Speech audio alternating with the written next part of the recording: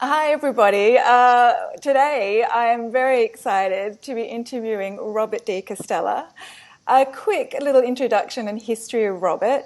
Robert, at the age of 14, was an outstanding track athlete, and as a teenager, he trained under Pat Clohesi. Is that correct? How I That's right. pronounce Yep. that? Yeah. Yep, it is, Donna. Yeah, to become the world marathon champion and also dual Commonwealth champion. So, yeah, welcome, Robert. Great to have you here.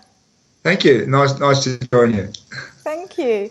Hey, you first came to international attention, I believe, in 1981 when you won the Fukuoka. Did I pronounce that right? Yep, spot on. Yep, you've got that Japanese Yeah. linguistic skills down pat. I'm having a bit of issues with a few words, sorry. And that was in a fantastic time of 2 hours and 8 minutes. You show off. Yeah, that's right. Yeah, that was a world record at the time. So it was, Yeah, yeah, it was yeah. Uh, one of my fastest races. yeah, fantastic. Well done. Also, I'll just, for those who aren't aware of your history, well, quite a few things in the list to mention. The 1982 Commonwealth Games were in Brisbane, and also in 1983 the Rotterdam Marathon, which you won as well. The Commonwealth Games in 1986, the World Championships in athletics in 83. Shall I go on? Boston Marathon in Yeah, 86. I had a great career. I It know. was wonderful. Yeah. Yeah, fantastic. And so there is a bit of a list, but what my question is, I suppose, with all of those achievements, Robert, which race stands out for you and why? Oh, look, it's a hard question. I mean, they're all really special, Yeah, and sort of as my career developed, the races really encapsulated different periods in my career. But some of the most special ones were the Commonwealth Games up in Brisbane. yeah, Back in 1982, because it was such an exciting race and it was a home Commonwealth Games, and the way the race unfolded, I was a minute and a half behind at halfway, and then to pick up the two Tanzanians and go on and win was a very exciting race, yeah. and I think that helped to promote the whole sport of marathon running. Mm, And back in the 80s, there was the running boom. We're going through another running boom at the moment, but through the 1980s, there was a huge popularity. It was before the triathlon became popular, and road races and especially the marathon were really growing in participation numbers. So to do that in '82, I think helped to promote the sport a lot, and it certainly helped to establish me as a top international athlete. The other race which really sticks out in my memories is the 1986 Boston Commonwealth race, mm, where it was my fastest marathon, and Boston was and still is, sort of the sort of the spiritual home of the marathon. If you maybe, sort of the yeah, original marathon in from Marathon to Athens in Greece is one, but then the other spiritual home is the Boston Marathon, because it's just been going for so long, yeah. and to win that and set a course record and run my fastest time was I think probably my best race Yeah. of all of them. Oh, that's exciting. Thank you. Also, Robert, what is, I don't know if you've been asked this before, what's the one point of advice that you would give someone who would like to start running but doesn't think their body would be up for the training? Oh, look, I mean, I think the most important thing is consistency, and not trying to do too much. So you've got to be patient, and also temper that with persistence and consistency. Running is something that all of us can do. Some people just find it a little bit harder to get into a groove and find their pattern. But running is something which is inherent in all of us. Yeah. And if you stick with it for a while and you're just patient, if you don't try to run too fast, if you don't try to run too far, if you find somewhere really enjoyable, a nice course on a nice soft surface, then and you stick with it, you'll find that it'll really just settle into your body. And then gradually you start to give yourself a couple of goals, whether it be a 5K fun run or a 10K fun run, and then maybe one day in years down the track focus on doing the ultimate, which is obviously the marathon. Yeah. What you were saying, I was smiling because Sean, my coach, will be kind of going, "I told you so, Donna," because I think at the beginning I was trying to do too much at once and getting impatient with myself. And I think what you're saying is right now. I've learnt. Yeah, look, running is very different from all of the other sports. We all have an ability to be long distance runners, some obviously faster than others, but we can all run long distance. But it just takes a little while sometimes to settle into the groove and the pattern of running. Hang on, my phone's just going off.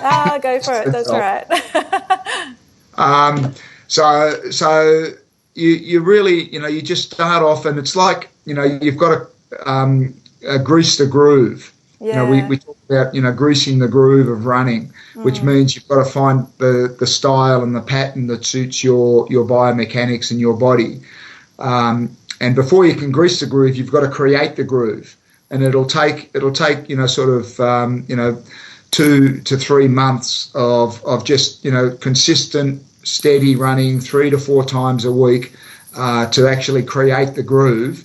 And then once you've actually got that groove and that pattern in, then the more you do, the more comfortable you'll be, and the better your body will respond, and the fitter you'll get, and the easier you'll find it. Thank you. Okay, wise words from an expert. Also, Robert, what's the difference between a good runner to become a world-class runner? What's the major difference in their personality? Do you know what I mean?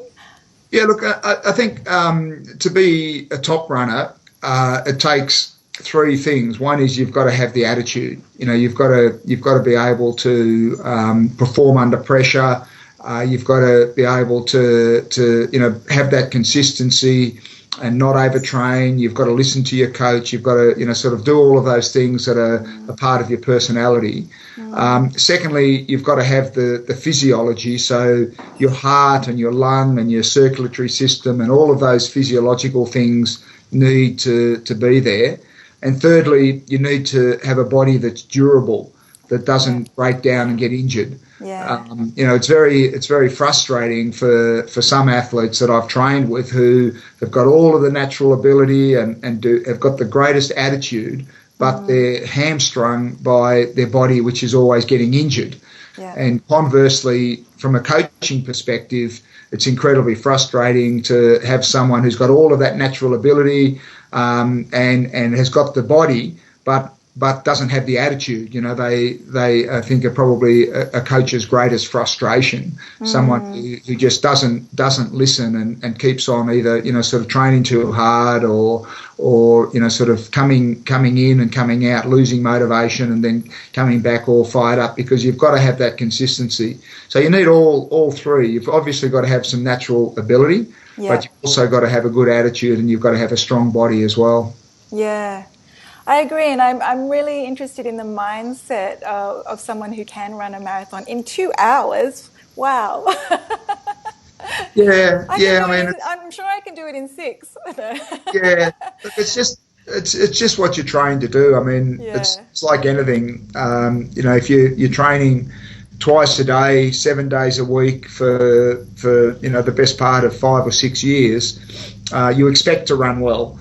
And that's what I did. I mean, I started off, as you said, as a young 13 and 14-year-old, and trained all the way through. By the time I was 17, I was training twice a day. I was running 160 kilometres a week by the time I was 18 or 19.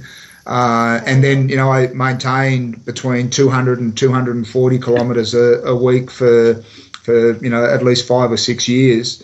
Never took any time off. I used to count the number of days that I train without having a day off. And I got up over 1,000 days of just, training every single day, regardless of whether, I'm not sure it was very sensible, because even if I had the flu or I was sick, I'd still, put on all my tracksuit and beanie, and I'd go out and run for 5 kilometres, which was my minimum run. Yeah. But it was just like a mindset to keep myself training, and you've got to just hang in there. When you dedicate yourself to something to that extent, you expect to perform well, and I was lucky that I did. Yeah, of course. Because what sort of self-talk do you go through even when you're running something as hard as a marathon? The hours, and I'm sure when you speak to any marathon runner, they may joke even about the self-talk that goes on sometimes. They go up and down, I believe, which I don't know I'll experience when I when I finally do. But what can you explain? What sort of self-talk you did for yourself? Oh, look, it's always about staying positive. We always have the negative thoughts that so often and so easily come into our consciousness. And for me, when I was racing, it was always about just reinforcing the positive and just staying in that positive mindset. Convincing myself that I've been training really well, I've been training hard, staying relaxed, being competitive, just really trying to maintain that positive frame of mind. And as soon as you started to hear those little negative voices eating away at you, you'd push them away and just stay focused on the positive. Yeah. Oh, good advice. Thank you.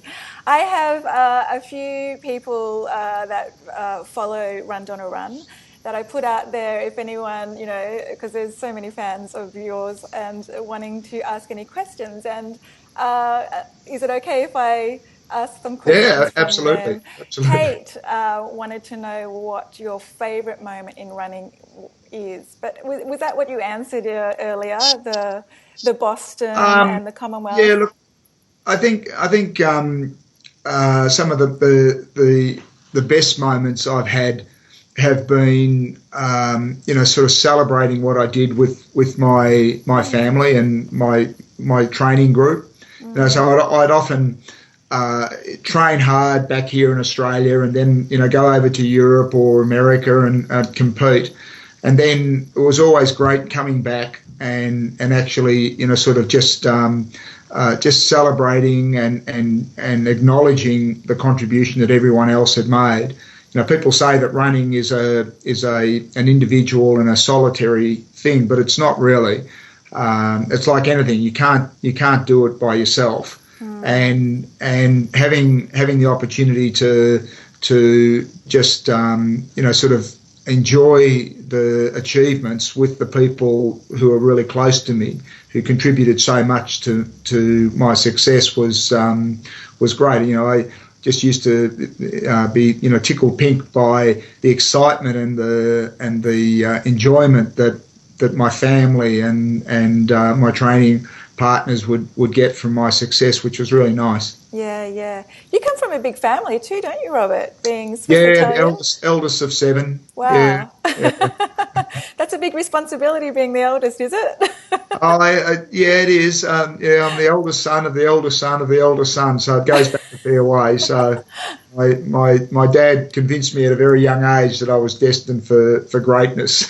And I think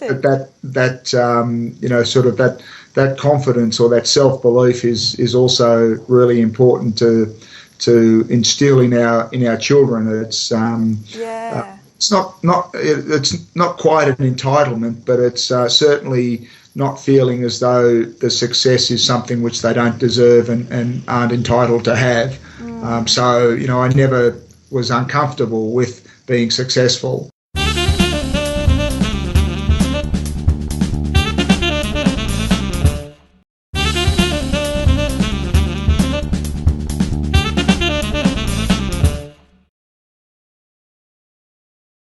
We were talking about you celebrating with your family and trainers and that sort of thing. Yeah. Yep. Yeah. Look, yeah, I think that was just one of the great things which I really enjoyed was just the opportunity to, sort of share a lot of the success with people who contributed and made such a great, played such a great role in helping me to do what I did. It was great. Oh, fantastic.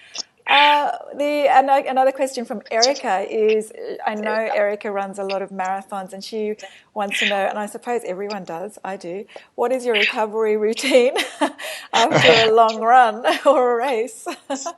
Well, I mean, after a long run, it's just a long training run. It's really important to rehydrate and just to recover. So you just need to take it quietly for a few days after a good long hard run.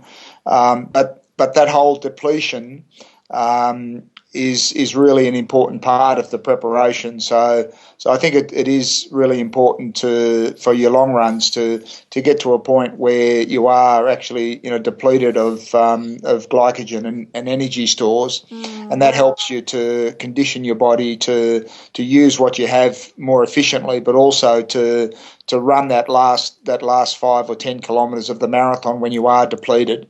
I think that's a really important part of it. So you want to recover pretty quickly, but I think to a large extent, trying to do your long runs without the gels and without a lot of those aids, other than making sure that you've had some experience, so that when you go into your race, you're not going to have any stomach problems or anything like that.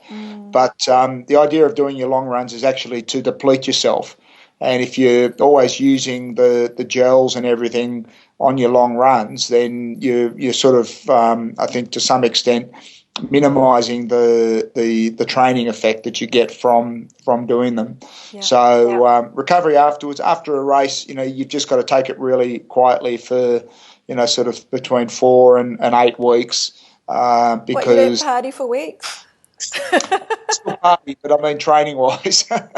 You just take it nice and quietly, because it is really very easy to come back too quickly, and you're better off sort of taking a little bit longer to recover rather than rushing back and just sort of putting yourself into a hole and taking longer even still.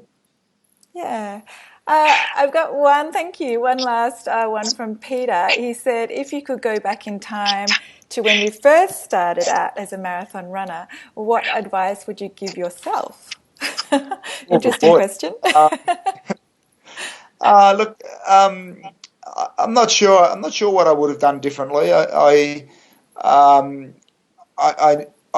The biggest mistake I made was probably before the Los Angeles Olympics back in 1984, when I'd set a world record, I'd won Commonwealth Games, I'd won the World Championships, I'd won Rotterdam, all in the previous couple of years, but I overtrained going into the Olympics in 1984, and even though I went in as favourite, I'd actually was quite flat and depleted and tired. Ended up finishing 5th.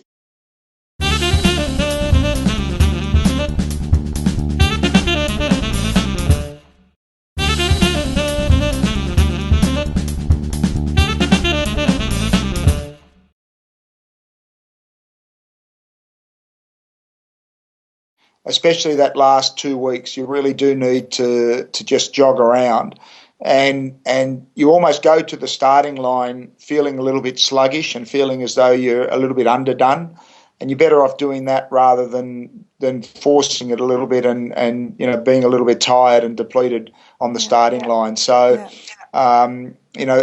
certainly don't over that last week do anything hard. You can still get out and jog. But just sort of look at trying to, if you know what pace you're aiming for, just try to do some short 5K and 10K runs at the pace that you're looking to run in the marathon itself, and just sort of over that last 2 weeks, just really cut back, from say 100% down to 80%, and then the week before down to about 60 or 70% of what you've been doing. Yeah. Oh, thank you. Thank you. So, look, it's really important for that last 10K to have reserves in your body, and it is such a tough event on your body, that last 5 or 10 kilometres. So the worst thing you can do is go into the starting line a little bit flat or depleted or fatigued. You really want to be very, very fresh and raring to go. Okay, thank you so much. So, we could go on forever with the running questions, but I will let people. You have retired, of course, and you did that in 1993 to become the director of the Australian Institute of Sport. And in 2003, you launched Digs, a specialised chain of bakeries and cafes for grain and gluten-free products, which is fantastic because there are so many people out there that with special diets and needs, which is fantastic. But you did just mention before, which I was going to talk about, the Indigenous Marathon Project. You're the director of that particular organisation, and I'm excited because you are coming to the Melbourne Marathon to bring some of your runners with you. So this is giving people the opportunity to prepare for the New York City Marathon. Is that correct? Well, each year we work with a group of Aboriginal and Torres Strait Island men and women. This year we've got 6 men and 6 women from all around Australia. Yeah. And we train them for about 7 months, and then we take them to New York in November, and they run the New York Marathon there. So along the way, they also do a cert in Indigenous health and leisure, so that they end up with a qualification at the end of it. Really, it's a health promotion charity and a program to address some of the social and health issues within Indigenous communities in Indigenous Australia. Yeah. So this is our 4th year now. And it's an incredible privilege to work with some of these amazing young men and women and meet their families and visit their communities and help them to address some of the things that are killing our Indigenous brothers and sisters way too young. There's epidemics of all of the chronic diseases, the heart disease and cancer and diabetes and renal failure, as well as the social issues of suicide and substance abuse and violence. And it's really, I think, very sad for all Australians to live in such a beautiful, rich, abundant country. Yeah. To have this underlying, sort of dysfunction just below the surface. So I think I'm really proud of what we're doing, and as I said, privileged to play a role working with some of these amazing young men and women. So that's a charity which is very close to my heart, and anyone who's interested can visit our website, which is just imp.org.au, and they can sign up for a electronic newsletter and get updates and profiles and lots of photos of our squads. Fantastic. Yes, you bet me to it. I was going to mention the website. It's a great website too. I really like it. And what I also like about it too, what you're saying, the importance of healthcare like diabetes, heart disease, but also just the self-esteem you gain from something like this is pretty incredible, and that must be so rewarding for yourself. I can only imagine. Well, it's a wonderful privilege to contribute, and I know from running, and anyone who runs, and you'd know this as well, that every time you go out and you do a training session and you come back, you just feel good deep inside. You feel done something worthwhile. Yeah. And that feeling is magnified 100 times when you run a marathon, let alone doing it in New York with 2.5 million spectators and nearly 40,000 other runners. So the experience is just incredible as a stimulus and as an opportunity to promote personal pride and achievement and integrity. Yeah. And I think one of the great challenges for us within Australia is to find ways to make our Indigenous people proud of what they're doing, so that they then are motivated and prepared to make an effort to look after themselves. Because what I've seen in too many communities is just a sense of hopelessness. It's a why bother attitude, and why should I bother to give up smoking? There's nothing to do, and so on and so forth. So we've got to first of all try to find ways to make our Indigenous people feel really proud of themselves, so then they're prepared to make that personal effort to look after themselves. And that's one of the big challenges. And I think from what we've seen, running plays a small role in helping to do that. So it's great. And then hopefully one day we'll also find a top Aboriginal or island man or woman who can run and take on the Africans, and that will inspire more young Indigenous people to get involved in distance running. Yeah, fantastic. All right, well, I'm going to say the website again, imp.org.au. It is really great to get on there, so if you're interested, have a look. It's fantastic.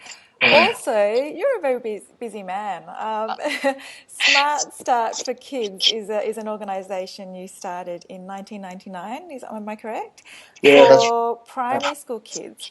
Can you tell us about the aim of this program, Robert? Yeah, look, sure, Donna. I mean, we've been going for 14 years now, and it's a program that I started to help address some of the child obesity issues which are so prevalent throughout, especially our cities and regional areas. Yeah. So we work in primary schools. We conduct assessments and screenings, and then run after school programs with the kids who are at risk, not just of overweight, but also underweight or very poor cardio fitness or motor. We work with them and their families to try to change their lifestyles and especially at a young age while they're still in primary school and still developing a lot of their attributes, to give them the confidence to engage in physical activity, so that then they can go back to the playgrounds and the sports fields and the dance classes and all of those other things and just participate more physically in their life. Yeah, it sounds good. I particularly noticed this. You have a physical fun program specifically aimed at children with autism spectrum disorder. Yeah. I suppose I'm interested in this personally because I once worked with people with adults, and mainly adults actually, with autism I should say, mainly adults. But I just want to know, is there a difference? How is autism spectrum disorder different to autism itself? Because I had never heard of ASD before, to tell you the truth. Is there much of a difference? No, look, I think it's just a scale that's used. And as you know, there are different severities of autism. Yeah. So this is just a mechanism to try to sort of put some measurements into the severity of the symptoms that in our case the kids have. Yeah. And we use physical activity as a way to especially with regard to social integration, trying to encourage the kids with autism to interact with each other, improve their confidence, to address some of their social skills, and that's it's been a wonderful program, and the feedback that we've had from the parents and the carers has been incredibly positive. And it's it's only about getting out there and playing games. Yeah. Just have a whole range of games, and our staff are trained and experienced now dealing with kids with autism, to encourage them to be physically active, and through that to develop some of their social and communication skills, and some of their physical attributes as well. Oh, fantastic. I really like it. And what I also like is the holistic approach about educating parents, and also are you doing this with teachers as well? Is there a need for that too? Yeah, not so much with the autism. We tend to focus more sort of away from class, usually running it sometimes in a school, after school, or in a community centre. But certainly with our Smart Start for Kids and our healthy eating, exercise and living program, our HELP program. Yeah, that's what I meant, the whole Smart Start for Kids, yeah. Yeah, so we run that through the schools, and we really try to work with the staff in the school, with the Okay, we've got teaching staff, dedicated phys ed. Okay. Yeah, you still there? Yeah. We're freezing, are we? We just froze just one little bit, but that's fine. Okay. We got the message. Yeah. So I mean, it's really, we use a settings approach. So we focus within the school and try to get the teachers and the school and the P&C to address as much as they can. We focus in the home as a setting, and trying to empower the kids, just again through enjoyment, through active play. Yeah. To develop a love of movement, and to develop their physical competencies and skills, so that they enjoy getting out there and being physically active. I like it. I like it. When are you coming to Victoria? Because I noticed you at the ACT, New South Wales, Queensland, South Australia. What is with that? Why are we missing out? Oh, well, I mean, I'd love to take our program, wherever we can fund it. I mean, it's a charity. We now have tax deductibility status, so if we can attract more funding and donations, then I'd love to be able to bring it down there and get schools and kids involved, either through the autism program, or obviously finding the resources to do it. Yeah, well, for people that are interested in this, which is fantastic too, the website is smartstartforkids.org.au. We'll put these websites up anyway, and just to let people know. And they're both of those projects are just wonderful. You were telling me earlier about a particular girl that you're also supporting. That ran the Boston Marathon. Yeah, Emma. Can you just tell us a bit? Do you have time to tell us a bit about that? Sure. Look, I mean, Emma was in our marathon project in 2012. So she was due to go to New York last November, but got injured through the year, so had a big interruption to her training. So we refocused her on Boston to give her an extra 4 months of training, and she came over to Boston, and she was at about the 40-kilometre mark when the two bombs went off at the finish line. So she was 2 kilometres from the finish, and she kept on running, and then the officials stopped the race at 41 kilometres. So the furthest she'd ever run before was 30 kilometres. So she was already at 41 kilometres when they stopped the race, but didn't get a chance to run across the finish line. So how frustrating! Yeah. So it was very disappointing in some ways for her, but that I guess paled into insignificance compared to the tragedy at the finish line. But Anne is really motivated and committed to wanting to run across that finish line. So she's now training up to come to Melbourne and run the Melbourne Marathon in October. Yay. So we're really excited about that, and we're looking to get a group of people to meet her at that 41 kilometres and run that last 1.195 kilometres with her, and then have a bigger group actually at the finish line, and see whether we can really make it a special occasion for her, because she's a wonderful young woman who has trained so hard and has sent such a positive message. But the terrorists really snatched that opportunity to run across the finish line from her. But we really wanted to turn it around and make it a really special occasion for her in October. Oh, So that's brilliant. Please, come along and support Emma at the Melbourne Marathon. Yeah, I'd love to meet her. Absolutely. Yeah, I'm sure you will. Yeah, fantastic. I really thank you for your time. I've got a few fun questions at the end, just to, I don't know, because I want to, because I can. Yeah. If you could, Sure. Robert, be anyone else, who would it be? Geez. I don't know. I'm quite happy being myself, Donna. I suppose that's a good answer. I'd be happy being yourself. So there's no one else that you look up to and go, wow. Look, there's lots of people that I look up to and admire and model myself aspects of myself on, but I'm just doing my own thing. Good on you. Good answer. All right. If there was a movie about you and your story, who would you like to see play the lead role as you? Oh gosh, these are hard questions, Donna. I don't know. Who would I like to see? I think Sean Connery, because my wife made me grow this little Oh, we've lost you again. goatee. You there? You there? Yeah, I've just got you back. Dropping it I know. out. I was actually thinking the same when I asked you the question. I'm thinking, oh, there's a little bit of Sean Connery going on there. All right. Do you think he'll be up for running though?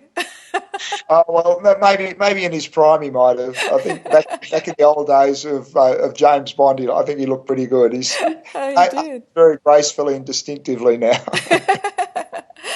I just want to reiterate what an inspiration you are to many people, including myself. Whenever I think marathon, I think you, Robert. I think I've told you that before.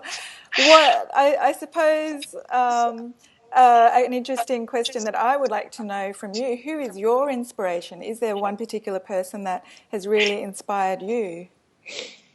Oh, look, like I said, I mean, there have been lots of people, but when I was young, I was inspired by the achievements and the attitude of Ron Clark.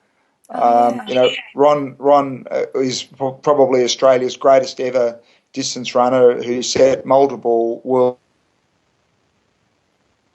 records in the 70s, and went on to work with philanthropic organisations and made a great contribution to Australia, especially up around the Queensland and Gold Coast area, where he was Lord Mayor of the Gold Coast and built an ecotourism resort up on one of the Stradbroke Islands up there. So, I mean, he's someone who I think was a great athlete, but continued to contribute. So he's someone who's always inspired me. Yeah, good answer. Yes. All right. I would really like to thank you for giving up your time today. I'm truly grateful, Robert, and thank you for sharing your running tips. And also Absolutely. the Pleasure. Congratulations to everything that you're doing as well, thank and you. look forward to seeing you down in Melbourne, and keep training, and we'll be at the finish line waiting for you. Yay! Thank you so much. Oh, that's giving me inspiration to keep going. Yeah, never stop. Just keep going forward, just one step at a time. And Fantastic. remember, it's only running. Thank you so much. I want to say I really admire what you're doing, especially for the kids of Australia. I think those two particular projects that we spoke about are just fantastic, and I would really like to get involved. Myself with the Smart Start for Kids. I'll talk to you more about that. But I have my own project at the moment with the Royal Children's Hospital, as you know, too.